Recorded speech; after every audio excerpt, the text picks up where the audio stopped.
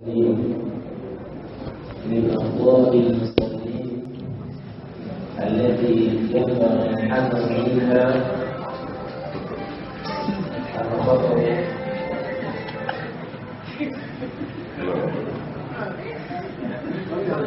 من أفضال المصلين التي ينبغي الحذر منها الخطأ الأربع.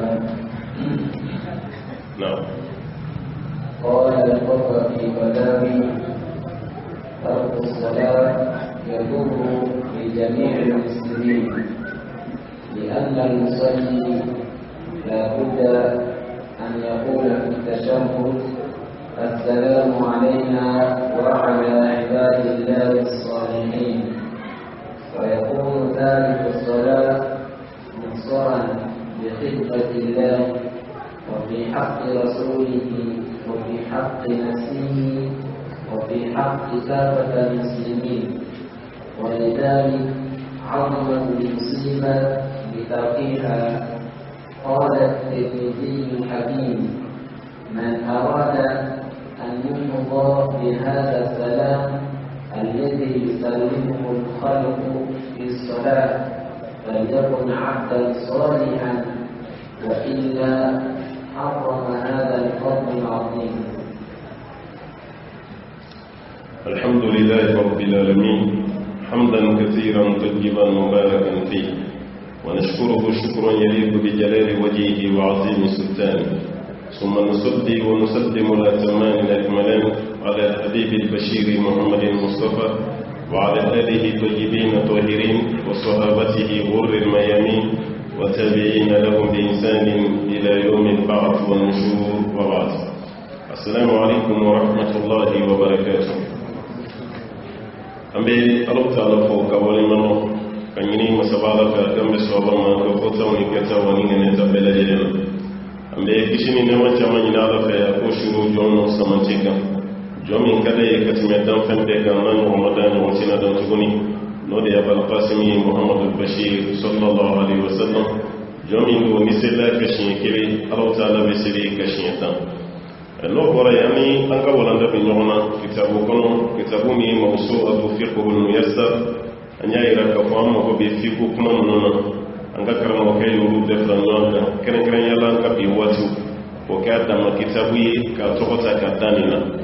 ambe babu minano be aw anine anambalma be lejele nafa no de seri kala be to ka filimu ke seri kono amado wala ka fo anyi walanda min damine kabini fili folo fo bini ala sona amina wuli binani ani nani nana o binani nani na femi sidi bangwati tayya kalon ko fe allahumma salli mi be kala mo goddo bu nigini ci ko yebo ci كذلك مالكي يلا اللهم صل السنة شافعي يلا واجبي دو كرين كرين يلا سيدي لبواتي وتمنى مين مقومي ياي كفوكو سنة بيتاك ايرتي صلاة على النبي يري إما كشيدي على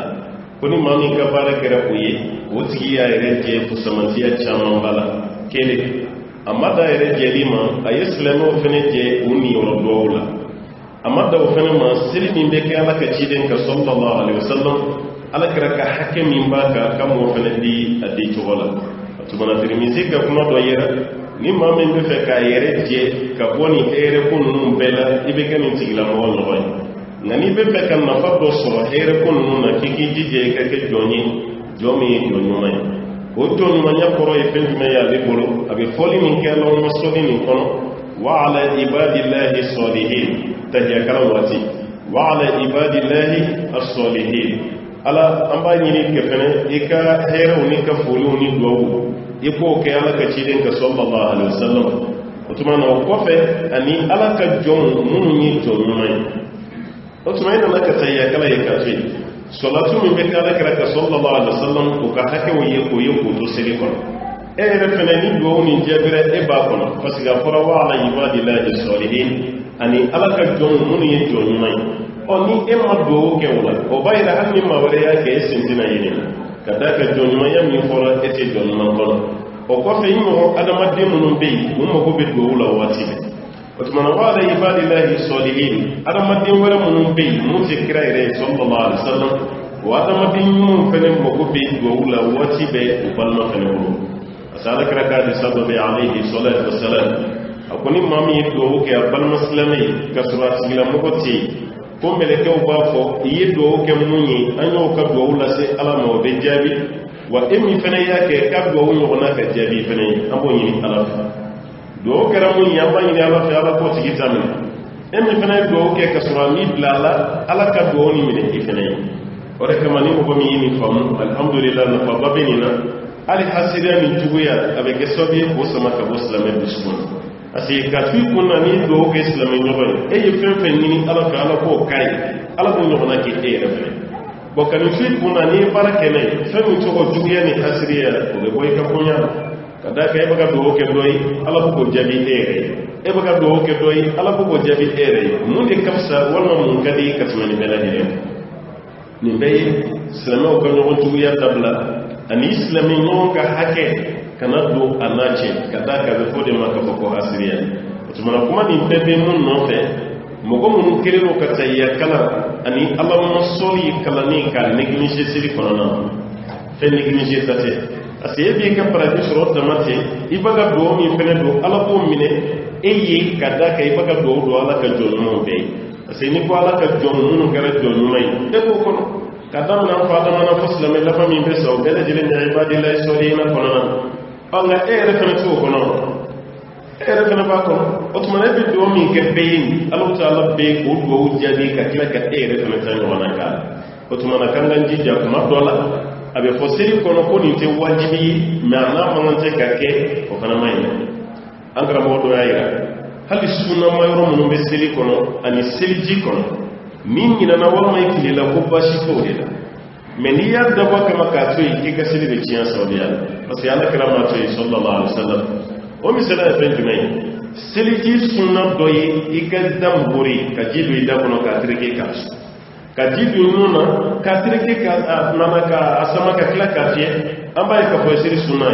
wal ma ki tige min ko no e tige falani o koli o te silji wajibi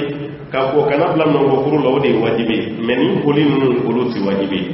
o sunna mun be anya ni ya da ba kama ko ye ko toyi ko wajibi te sharia la ki gasir jibiti ngani ni na ko ba ko ga sirji mace hal ni masiga ka bashi ta ase fardate wajibi redulate sunna de meni ya da ba kama ka toyi mona sunna to li be ke sobe ni gasir jibiti parce que anya ye jemi na o madili ka sirji ta bala kama ni dani wal ma mamnuni ndam buri ko la kram o ke sallallahu alaihi wasallam ka kuma bela yene e ka da ba kuma ko toyi ko wajibi te ko sunna da ma o sunna da ma to mun ke o be ke sobi ka sirji ci na ka sel de fana be ke ko fana ci o bay da ka hakki to nuna fem do be wajibi te ma turi ya be fiye be ka kola parce que ni sidi fardai ni ya sunna ni ya samatiye sidi fardai ni ya sunna ni ya samatiye ni ala kiram ni sigi bolu fo mo yede sabaw de ya de timne doro munun na qur'an ko no lu kira wajibi bawi kira ye munun fo ko kele ya lu be ke sunna kele munun ma kele ya ko so be ke sunna simpli kuma dola ma kuma fendo kam ya yake o be ke fardai ruyi amma ko munun ma mustahabatu femunun ko ni o be ko ruyi meniye ulu tuyi sharia da yaka sirji mace war mai ka sirji mace na da madin ba la je kuma be fe mingi ka faran na fabunya na mun ba ci ke sama ka tona ko tuma na kana da mafili mun be siri kala usoro ka sidu kono an ga jalwa la kusube no gara ambe here ta musoro ka bato kono na insha Allah na'am الخطأ 45 تطلب الإشارة في مسبحة اليسرى حتى لو كان أفضل اليمنى لم يشر لأن سنتها البسط دائما. fili binani ni duruna kabe koni dana tayakalam wati ikakeni numanguri ikakeni numanguri alishara bil yusra ikakeni numanguri ko be koni dana walau in kanat maqtu'atu al yumna kan no so yi mbulo tigelo kabala katibe ikakeni numanguri dora wo gele fɛn na kan ka kɛni kini bolo ye a ti bɛn a ka kɛni numankuru ye fo n'a kɛra dɔrɔlɔ gɛlɛ o dɔrɔlɔ gɛlɛ fana ma kɛ sɔbi tayyakala waati ibe bolongoni joli min ke walma iballa magali min ke ki kana kinu manguru na fi abe kinu bolo de otumana kan wasro ma min kinu bolo tigelenu atibe ka kinu manguru ko ya be ka fochugo yi wala saka yira mo la kuma dola kinu bolo ni ni ni asebe ta so do be négligence do ko la kale goshi kun naturellement le goshi kuma dola ti sola parce que ni na korbara ika yelema ka kele bolo mais naturellement il manque quelque chose asala kira sallallahu alaihi wasallam ayim mo yi kabara fen genu goshi ala kira ya pele jilene balu bolo amuni ninga idan chugo dini idan chugo tini amo kechi kuma te para mi kulone do batola misamya kira ma musala shike numangun gola wala mais para mi kulone do no boli lay kira ira kuma numanguru utiliser wode ina fo nu fieli inu fiye numanguru na kira kumbo ka kila ki yere sanuya kuma dola itara bana ko walma itara jalaminela o yere sanuya o bebe gani numanguru ndi walma ibe ka mo were sanuya o fana bebe gani numanguru yi me fe o fenye batoyi ani sanuya yoro noyi ala bato yere yoro fan felay kira kuma be gani kini ngolo emay hala ka samara don dola de kini sende dum folo o ko fe no mansi samara don dama kini si akumbodi dum folo o ko fe no mansi na be do misiri kono abe do ni kini si na be bo wati mi abe boni no mansi parce que yi ala bato yoro yi aye kini enfant utiliser no yi na be seri kita kuma be seri be damene abolo ni kini enfant fela janaba polo fana be damene abolo ni kini enfant fela na bi fo fana ati no mangurun dima abe kini bolo di na bi na fan dima abe kini bolo di ati no mangurun ira ila tane kira kuma ni de sallallahu alaihi wasallam na be dumini ka kini na be jimi fana kini o bayra ni fan fora e monte ki no mangurun utiliser ni donc mo dola tellement yere bella bo shiri ke kuma do yere bolo no mangurun ni kini bolo difference shita kuma te dumini yere la difference shiti hali kafe mi wati ibe buru soro do bolo no mangurun na kafe jiba kini bolo abebe tane no way ni mbatige ni mbala otumano bara mi fili bolo ni shiti abebe genu kini bolo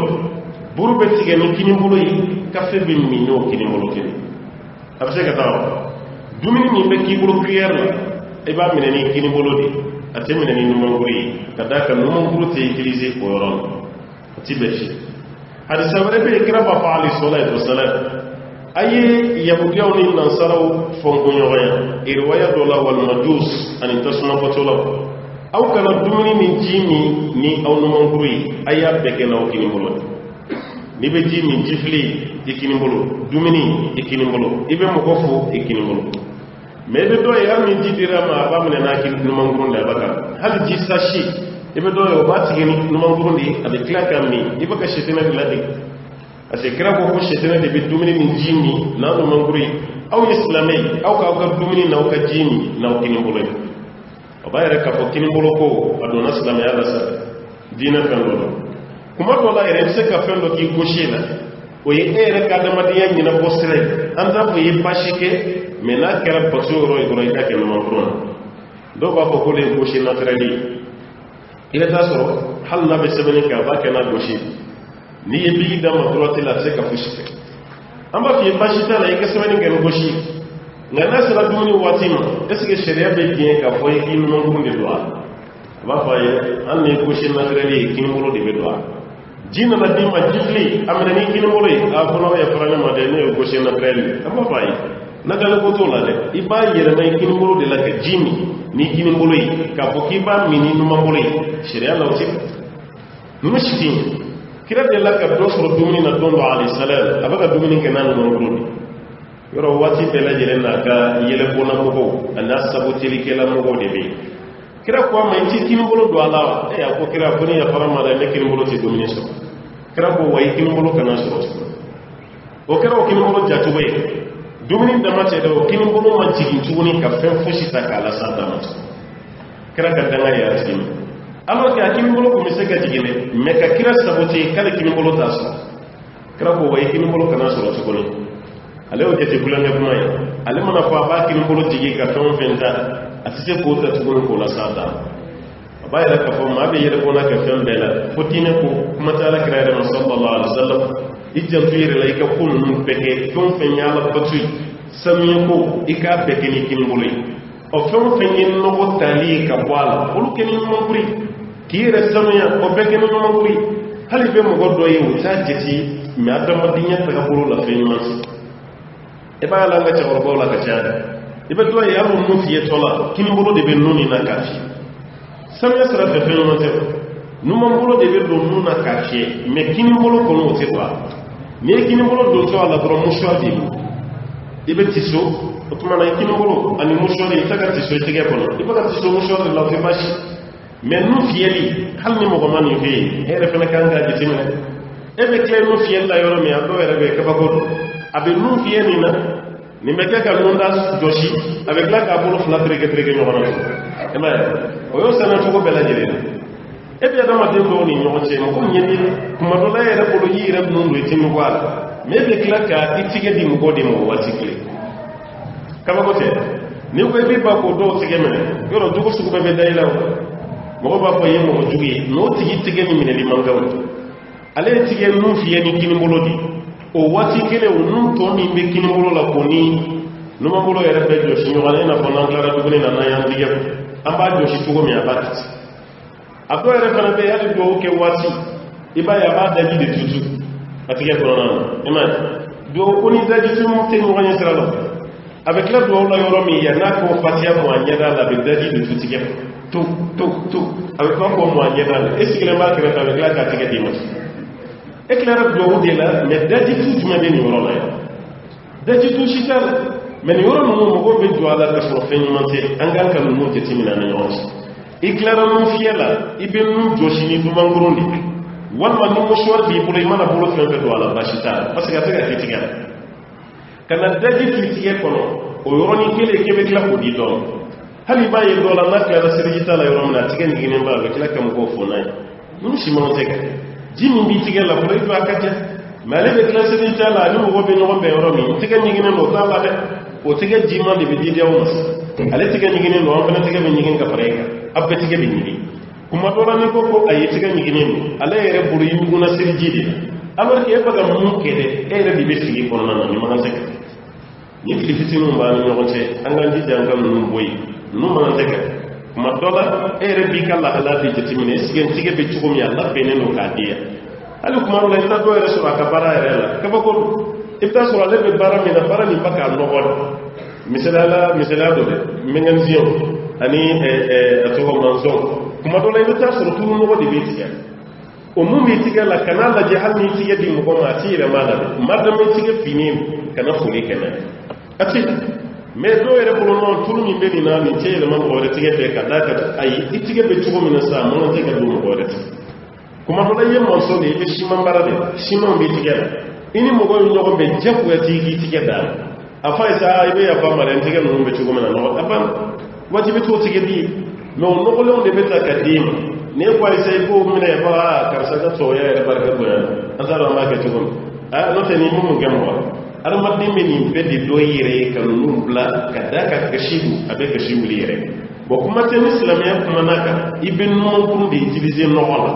kini ngoro o yisanu ya ko de kuma te taye kala naka no nguru ko la barama wala ko o sere ko ti ben iba kene kini ngoro de yoro ni ma do ya ira kala de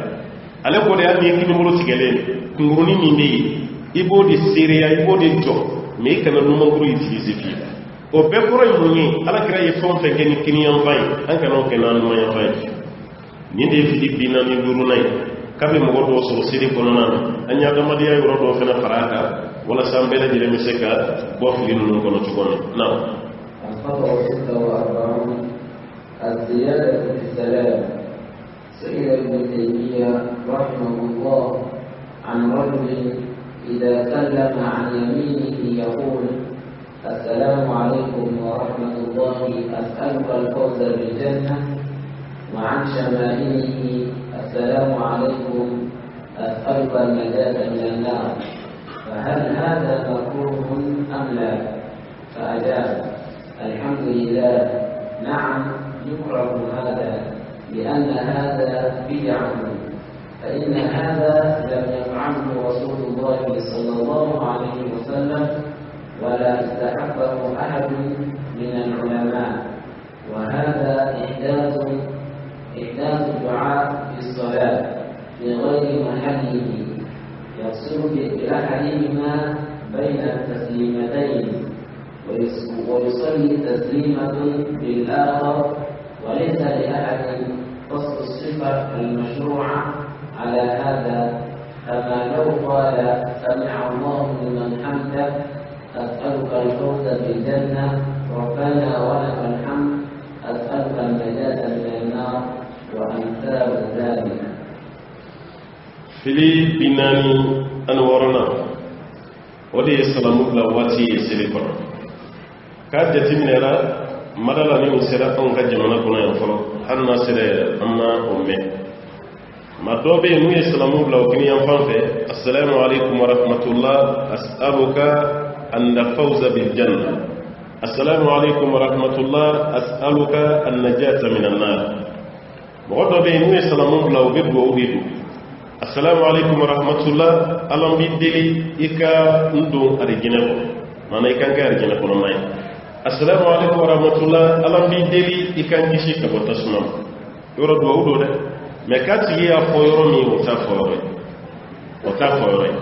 anga ci gorbana nga kra no sheikh al-islam ibn taymiyyah ko do de la ka nyini ka ko mun be ni barake ko yala ko ka o barani ka be tuti akoni lo akwa be ala tan ko sobe abe mun fo mo ko yi ko ni bara koni yadda mate fena ko bidiya de parce que amaye kira la ali salatu wassalam kira ko fe mo anyana mo kama sin amaye nu shila ka fo salamu bilale ka do ke ni yey ala mbidini ni argine salamu bilale en fala fena ka do woreke ala mbidili ka kishi ka botasuna kama yi kona mayi goro kama anteke kele aflana fengo fenye sharia mayori ala baso kono mogo ka wasfu were faraka mana kana ni commentaire were ko do ala baso ni nyonche ko ni fena shite be dina korona ko misala la sisa nin do wulila ka boru ko la sami Allahu liman hamda akwa sa'aluka al-fawza bil janna rabbana lakal hamdu as'aluka an-najata min an-nar wati gimono fena do yoro ni nyonche do kati gina na bidiya kati o bayira ka fo ni bara min beke mo go bolo ko bara ni man sede ni ya ke goro ki bidiya de yoro bidiya ni ande la ka do fe nga ka di shitena e katime bara jugo ase na foro ko jugo kala e ko ni may ko jugo do abe fere beke ka tubi ka boa hal sigarti mina yoro baro ko sigarti may ni ya wole kara tambal make ci hini dal sigarti haramiye ala ko ta kerte ba ko e anni ma to la bamba do ndella ka mekra mo wore do ko sigarti me na be ka tuudi ay do ka nyade akadi nyere kabla emaya akada yere kabla male ba yere jele ki ata do abadla ci ko o bayra le ya do may na pere na ko mo kuma babla ngay be mo ko doy anana ni sir ke ci ko doy ko frasere ga ni ya wole kra ta kar sey no mun do ala ni may kra ka wati ni ko de kede no mais ke kra ko ka haram yale ndo est ce que dalu bi bolo ka may est ce que do refo maka la to de ko maka fatiya de kala maka yetu kursi de maka ndeke otuma qur'an fene mayo yana le ka hakil sur ka dabla de ale be feke yere bi la convaincu sa ka farale yere ka barakani ima ko tiye tugoye wode kama bidia kadi shitene yekatime ko juguka parce que ko jugu kela ave se ka desawla me bidia to opina ka jokonoka parce que yote fe ka tubi yere ka wala ni mbara mun fleni kanga janto ala ko bidia na dum fara ko bidia do ni turu mun se ti para ti sura Allah Umar bin Khattab yere ko bidia ki boral abe foli min ke suratu ghashiyati ko amilatun nasiba mo mun yi barakela e no segene do ko bidia mo ay bara chamange jina ya ka surat da lushita kiyama kene ka le ti bulu jagwalan zara ala ba fo yi bara fenfenge ni mi blanishi bara na banza yi bara fenfenge ni mi blashila be grafui akele ma ko me examen e prévu na le ka ka traité si je mi retire mai ka traité de esna ka or si je ket afro géographie la ka ko Canada e ko na Chine est-ce que be nyon soro ka Chine be fo ay économie ka fo du ko bonya population ake ay Chine fo ka timali Chine o ka président ay ya fo kan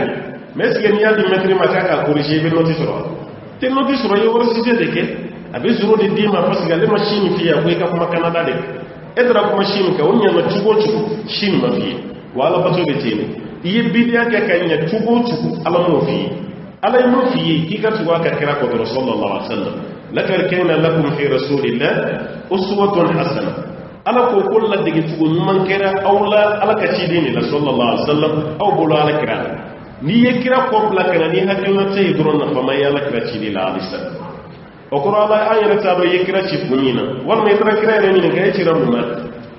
o bayra na fashima yalla kira na la alisa asa Allah kuma na yakun labbe ne no kitani ke o bayra na fama ye kira ni de bidé mo go biddo ala kasoro sangara ha fendo be do worola bani min doni ko ka ciye ko sangara o sangara mana do worola tatto yi fakki ni da be ka ciye de bidia be tene dina ko ni bidia do na islamiya ko na tatto ya bada fakka do abela ka be ci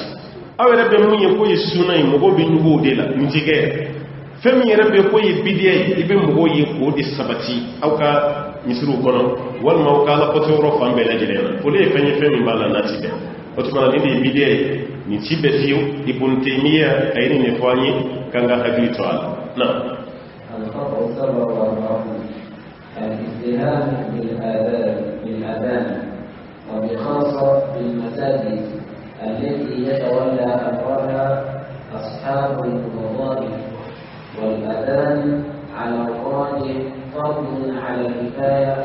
وهو مذهب ابن تيمية والمالكية والحنابلة وعطاء ومجاهد والأوزاعي والنبي صلى الله عليه وسلم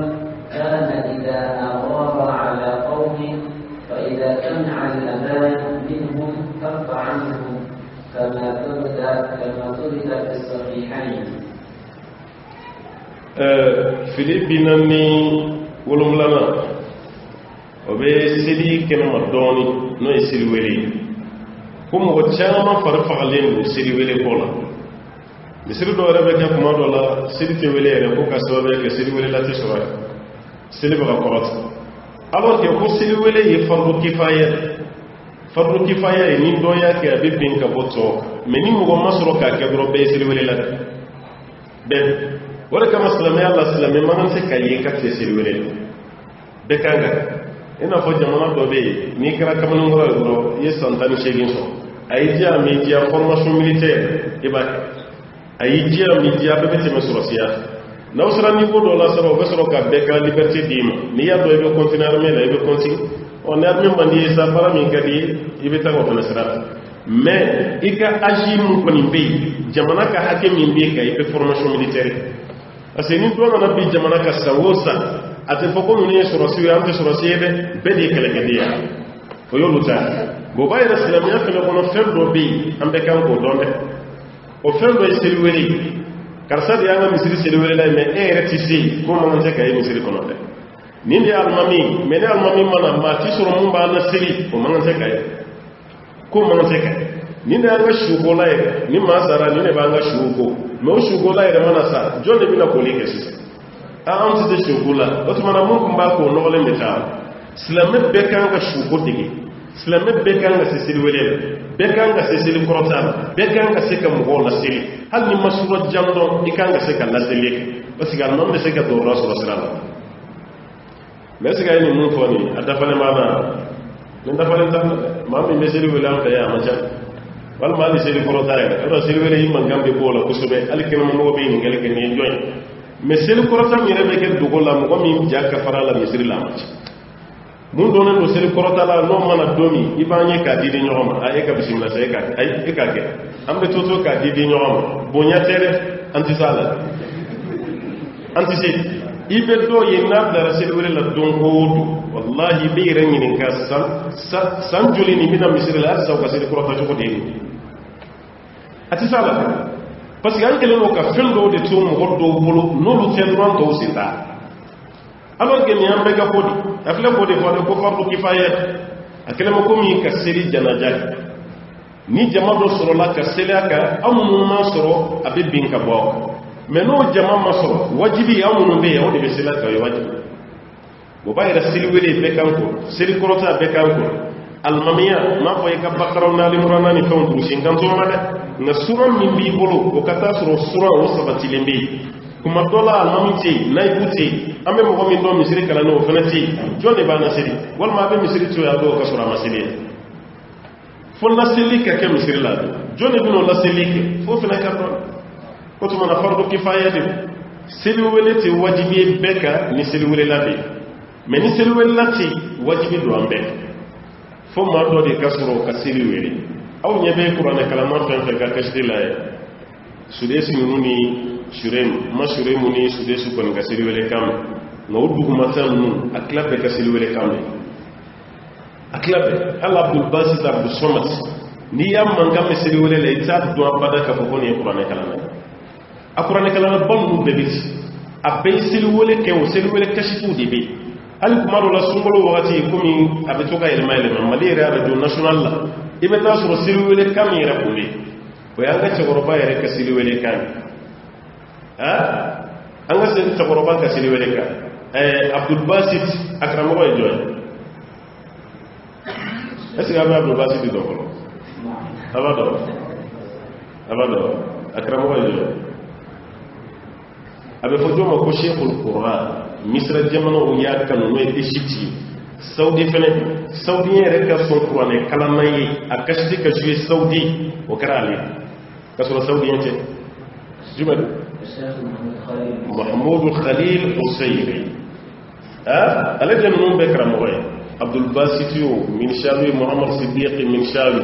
ألجن من بكرة مغاية الفترة من 1980 عبد الباسطي في فترة 86 مبه قرآن كينا فابك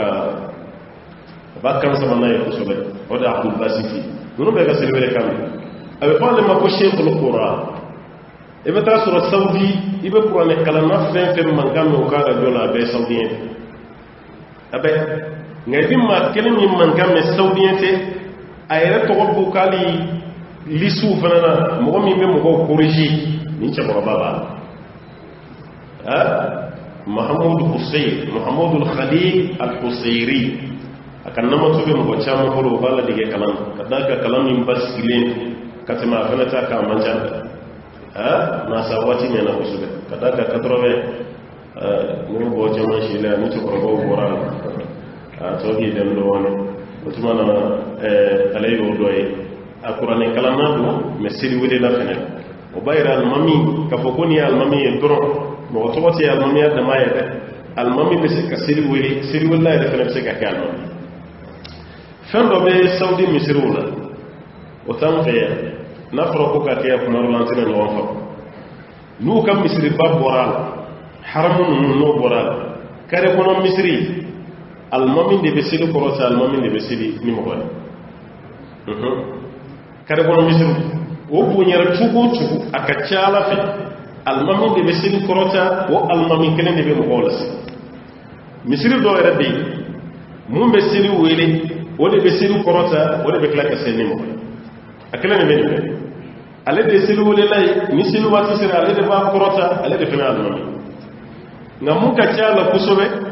almami re de ba ka silu korota ale de bekla ka silu no gam fe ya isiga be ko ati fo ama wal mom ti fe galu wodi mo mam ko do fena ka do yoro la kele ni be fe ka pele jelen me bashita la me mun che kan ya ka kene tongo sikraka wasila sallallahu alaihi wasallam silu wole la kumbe woti ko meseli korota walma mo wala fena ko meseli korota me fe kam mo fo yi goro sil wule la be sekanin peke al mami refena be sekanin peke boy mi fana dina meseli lati est ce fena kanga ke nete ni shi iti sa shi la e fana mo ngaka so ama fi kanga se dola sil wule kanga sal sil korota kanga sal kray kan ko bagangena doma akoni tara ko ko ne ga bagangena ni sil wati sera ki ka sil wule akelen pe de be anaka bawo ni selu wati sira selu wele ika korota ika selu wele manka adamade jina wo jina hali kala kala ni chenje afeto klobe do ala kusini ko bebe sirani ka bebe sirani selu wele la paraje ga bonda mais en ça parce que en fait non ni ma dessé ci ka selu wele la fika ke fonctionnaire do ika dessé tar rashiti la ci tabaraka wala fushi be suro ka fara selu wele la wala may gara ci goro do e barati bulu suuti ta barala yoro shila o tigi fana be fara sel wele law mais ka yem ko min be ka be parala ay rede be financer misri ren ni mo go yayi goro ben na tabe wulal o tigi ka fa be sel wele o ga chambe amantan kuma koro do rede biya ko ni sel wele damne ka waro tuy bulu ka be beta kabe beta bebe ne sel wele damne ka jiga fe tuy ka be beta parce que an ka jamana anti talen fo min be mashu kabla dine an be kuma de fo mun be dine re ni ke bo mo ma am ko roba wati mi akumbe ko dem sen islam ke labba ka shi manja ni ta ke sele do ko ro ni gele amba me kita o fora wati mi ne ti dem sen re misri ko ti dem sen fi ka fo ko ni dem sen misri ko adam raw ka watu ni la amma me ko so be dem sen kelin kele ci roba o ci kuma dola o be kal mami fana ka dana madi al mam de bo ci tan bla tani na ya non na na fushi te kal ale de be seri mo of no te islamia ko jariye tubutu ni ko be farda duru seri misiri ko no be genkila ita sifi chawra ba do be gem misiri ko no akele me ko mo lu fana bla lengo de be seni gen da mandrone ibi kumbo na do ere tina seri tige kama e bi kumbo ro me da do fusane ba ko le kama abedem seni be gen ka bo misiri ko no gole oni bi tekedi baroni bi tekedi olu be watu tekedi walhamdulillahi rabbil alamin ni ala yi korobayo kono e kam misiri matrafa wala gala ko mino kono ka shijja kono alhamdulillah ala tayya ka koyi me bela jile me hakilla tige soro e be sanu jugun manye e juguti cieto ase mo goddo be tampo bolu kan sa ala ta ko to ruti cieto ko fi cieni na jugu ate bi woro soro lola ase ta soro labmo na jugomi cieni ti se ka fushiko mama ho de parce que cieni ngela wuli la wulu de ciela ka cieni ka toy ka yelema ñu mangela woni ñonci cieni ngela mana nyeshale ma chugo ba ko na marayani fi ndo ya wulu de ni do ka bel ay doni nga bel jire na office ka fushi ken na tuko atetu ko mo fele mo ko kilin watu ko na me do de gala ka de mandam ni woro mo fele na kan di jala mo kelen to ko madda ko silwele la ik to ko madda ko shuko la kuma ke shuko ayo de gala roli do be no kuma se ka fay ayo de ge shuko la na hakilla ala ko telefono ko no sisa ke to go be akona nan ayo de gala ma ti ko to go don am bay sa to ko ala kira shu do ni ko akwale mun don bi na ku yo do kira ka sa ya wati ko ma shi ku de kira shu ko na muso ase ko kira de la ka fale ko am bay sha ni sara ne ne de bishu akama musode ni esara ne ne de bishu ko koro de ko ja che be se ka muso shu ko muso kana se ka che shu shera la muso ba che shu che kana be se ka muso shu ko ba shishita mais est-ce que ni kuma mo be fo kitabu ko no en pratique est-ce que be kan fait hala yere muso sale est-ce que ka gira ni ko iba shu yere ko wallahi wo beta to ko dugu do fima akele me na fo yebara mi ke yiji wuli ko do no te chere be se ka furu so shu ko bashishita idim so balgo itse ko di shu idim so mana te mesa wolom la ka kata dora be fo ko ay ibatu muso di bulo ba me yere furu muso ire bo shu ko bashishita furu muso kana be se ka furu che shu ko bashishita nangon de cheke ga diga muso shuko ka teme muso ka foka ba che shuko asanya shuko ni reke ko red ani be to ma me dumini ga nyon fa me fembe me ni sara ka ba dore keri da ko red fembe jabu na farinya ga bisiri nyesa parce que buranya na maya lambi to da ko shu ika fembe be ga nyon do tay hali drami be fense la ka takaburu kono ni shu digina o darata ba kana so fa ti be ko darabu dirila shu la ka tanai hal no daradira domo tofe ko kadaka ko ni birila karsare lakati o yomma go yasigi o daradana ko mashi tofe bon srana sayanyi tugo mi nan srana la nyeti baro be no bare man ka sra sayanyi na fata ni srana sayanyi dare dugo binya me ka sra sayanyi har sa dugo ciyene na fadi me bo sra yana sai na fashita o bayra chebe se ga muso shuko muso bi se ka che shuko sharia la bashi shita bo emi refene mun kera shugo lai o ye shugo ni kalami parce que srana ka se niveau mi ma mun baga shugo bi no kun srana ta ku tekete o bayra bede be se ka ke shugo lai bashi fashita parce que ita do abeke to ngomna ibina blala wati me ibina munge yala be to no na madele kamishu mun baka ko de o fana kuma diga law ya damne abeshi en polo de la galeru bolo clara ka kew no te bash to ita be de kanga ke shu ko la ni be ni do alhamdulillah salam ya principe do kam go do krengra kam société ko no lu je ma shitake fana te ka dugonde be de bake me no sona kam go do blala o ka ko ka bara o tibashi me ni gele na yere bi semba akana makumi mabliti na ka chauffeur be chauffeur ta de yere ka farko lafiya kam ciuka ce ka baro ka ce bi chauffeur ta bi ka bara do me ni ka chauffeur ya bara bla domin est-ce que mabli dole be to catégorie yere be do akono ki ka ciuka na yebi tana ka bara gero la yeni ka mo were so ko beti yere be ko don me mo were be ya be ko kalfa no tigi te do mi yere be wala kay ka ko kam ala ka gi man dam na tay darsu be joya insha Allah wati to ni be ambe odi ni ngali ke bo ma ala kam be so wa alaikum salam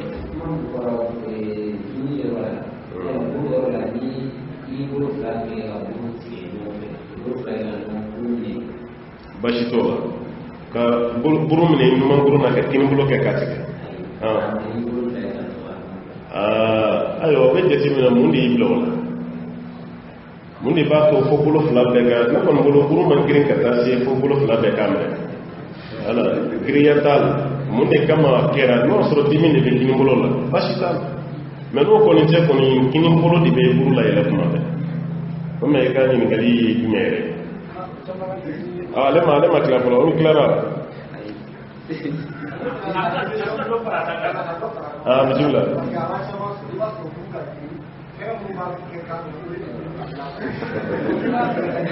Bashita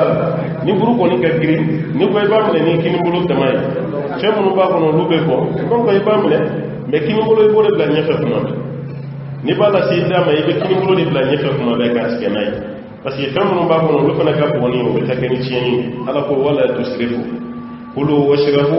wala tusrifu a bɛ dumuni kɛ ka ji min mais o kana danse a dun dɔrɔn n'olu fɛnw bɔnna n'u bɛ tiɲɛ o bɛ don dansɛmɛ de kɔnɔ mais n'i b'a kɔrɔta tuma bɛɛ ka numanbolo kɛ ka kinibolo dɛmɛ i bɛ kinibolo de bila ɲɛfɛ non aleykum salaam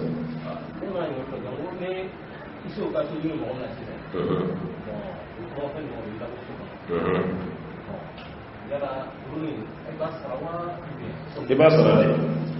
sojuru bɛ dɔ la i sew nana communication d'i ma o ka délai sera ka sɔrɔ i ma bɔ u nana i labɔ komi u y'i labɔ diyagoya la i bɔra ka juru min to i la i b'o sara wa i t'a sara i b'a sara de n'i ma sara dɔrɔn a bɛ kɛ kiyama juru de k'a fɔ ko i y'i labɔ diyagoya la i taara o n'i datugu ma fɛn k'i la i ka minɛn ma saisie o t'a yɛrɛ ko wari kɛra wari foyi ye dɛ ni sotigi ma jɛ a ka wari kɔ dɔrɔn kiyama juru de don n'i taara yɔrɔ yɔrɔ n'i ye nɔgɔya kɛ i ka n'a ka juru sara ayi o bɛ se ka kɛ olu ka sariya ye n'o tɛ silamɛ sariya la o t'a bannen mɔgɔ fɛn fɛn ma n'i labɔ a ka so kɔnɔ n'a ka juru sababuya ye juru sarabaliya de y'a to a y'i labɔ o juru min bɛ yen o gulonnen bɛ to yen f'i ka taa sara n'i ma sara diɲɛ na yan dɔrɔn kiyama i b'a sara k'a fɔ komi a y'i labɔ o kɛra wari fu ye yɔrɔ ni ɲininkali nin kuma dɔ la n'e bɛ sɔrɔ n'o tɛ mɔgɔ fɛn fɛn bɛ bɔ jagoya la an fɛ yan a si t'a juru sara tugun sotigi k'i labɔ komi i tɛ juru sara bɔ a k'i ka minɛnw ta k'i labɔ o tigi ka tila ka segin tuguni ka na sotigi ɲini k'a ka juru kɔrɔ sara a man ca an fɛ yan i se ka mɔgɔ dɔ labɔ so kɔnɔ e ka taga o tigi ka tila ka segin ka na aw ye labɔ so kɔnɔ don min se kun tɛ n ye nka bi n ye dɔɔnin sɔrɔ komi a ka kalo 6 min kun bɛ na a wari filɛ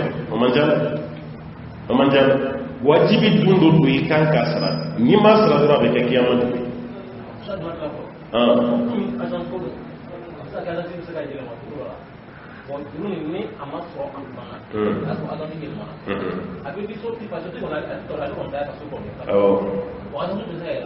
agence mana yɛlɛma cogo o cogo so tɛ bɔ a nɔ la so min bɛ yen n'i taara yen aw filɛ so min kɔnɔ jɔnw y'aw ladon yan agence min y'u ladon o b'o yiri la n'o y'i yiri la sotigi bɛ sin ka dɔn agence kɔni bɛ yɛlɛma o tun bɛ Lafiyabugu o bɔra o taara Jikɔrɔni o bɔra o taara Amudalayi mais e kun bɛ so min kɔnɔ n'i labɔra est ce que o so bɛ se ka ta ka bɔ yen ka taa yɔrɔ wɛrɛ o b'a nɔ de la toujours hali n'o sɔrɔ so feerela mun y'a san jɔn de y'a feere ma a ka juru de kun bɛ na n'olu ɲininkali kɛ dɔrɔn i bɛ sin k'a tigi dɔn i t'a ka juru sara n'i y'a sɔrɔ a tigi fatura a denw bɛ yen walima tiɲɛtabaw bɛ yen i bɛ wari don olu ma mun yi laddo ebe wardo de na agence de laddo ibe ta agence de fe ni ma agence ta soti refe asa agence ta te soti de ta ko ni ga da ala me mun ko ni laddo ebe nye show de ma ala ka ambede me wala juru mun ma ala ka ambede me ka dusa ma shi kana fato ni wala juru na alaikum salam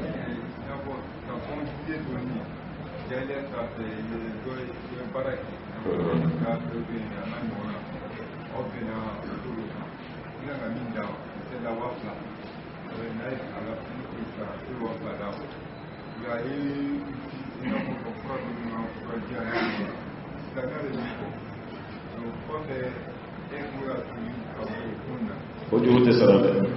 أي موضوع السومية بركة والممورية بركة كسرة إسلامية إدوني إسلامية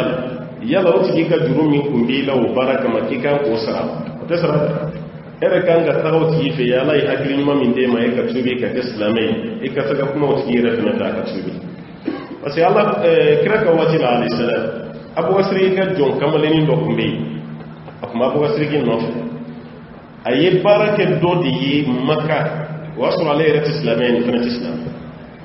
أي بركة تيجي كبركة يتودي كاير عليه ركو كليا يرجع تكهنا ولا يعرف في الكهنة شيء أي يرجع هنا فوفلي كلا دي كوكا صل عليه تفشي فوفلي بول أي أبوي وتيجي ما وصل عليه فلي بولي مكة كنا مدينة عليه نودي نوعني وصل عليه تبيرا كإسلامي ale para min ko jayne wati o yo juru sarale o juru sarale ale fino ke dumuni do de ka dumuni san kana na soko abo asiri dum kun dalin bala ka se hakimina na e je bulu fen ya tin ni galgere abata ba abo asiri ya bulu fen duro asna ka dota ala ka doti asna ka don ka abo asiri to doni akwai de dota na kwa ibado ni war korami a konta do akone nyere ke projet do maga de ka barake ni tigi kan do maga an sele ya fle ko de juru sala no de dumini na tananai awasiro du ko chogodi ko no de kede ko yoro bela bo wari ya bolo do fa kan gono kayre la fona ay fen dun ka be wo o bay da haramu ne ki to sala ya ko nala wo gani ka fono wala yi bolo do kan gono de ka be sama ka bela no so ba dagalin bunno abu ga sirita ire la fono ko femba asa ire bula ye femmi do ye haramu hal no so ale kun sa don na dagarai adonia nuhuna la yala ase ni te fon do ni yo dun sharia be dagai amma ale kelen ka don tuguni aklara ka lugu ala aya ire la fono otumana no sugu bila e mana ko yebe to saraw kelen me halisa barani akamun bi yorod ere be kanga sew sigila mama kata wadu kuma te ka fo yebe taga de no wore to now wa alaikum salam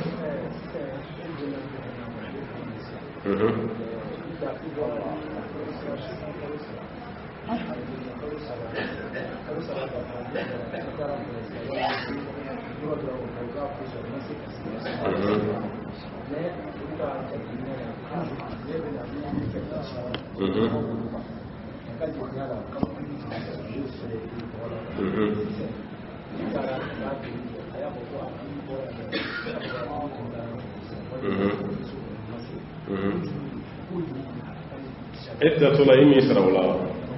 o ga juru de bila parce que place la ngolo mi be olu ma mo babla yo olu yere bolo halisa mo goddo de be olu ta do muna e bora ibe se yin kana wa imangana de wa ni mi sarawla kabo fente mbeke ka so ite ya juru bila de ni na ibasa ase ni kunya fuyi marolo se ka mo kurata kabla yin wala me tarati ma fushi poli olu ta be tara kumina adum be na hakke do de otumana no yo juru de ka ni na na ibabe juru sa fonolu yere ko ku ya fara no ko ya fara ka baban na aha wa alaikum salam wa rahmatullah